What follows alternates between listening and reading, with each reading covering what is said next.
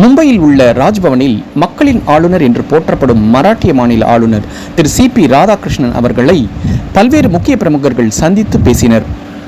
மராட்டிய மாநிலத்தின் தலைமைச் செயலராக புதிதாக நியமனம் செய்யப்பட்ட திரு ராஜேஷ்குமார் அவர்கள் ஆளுநர் திரு சி.பி. ராதாகிருஷ்ணனை சந்தித்து பேசினார்.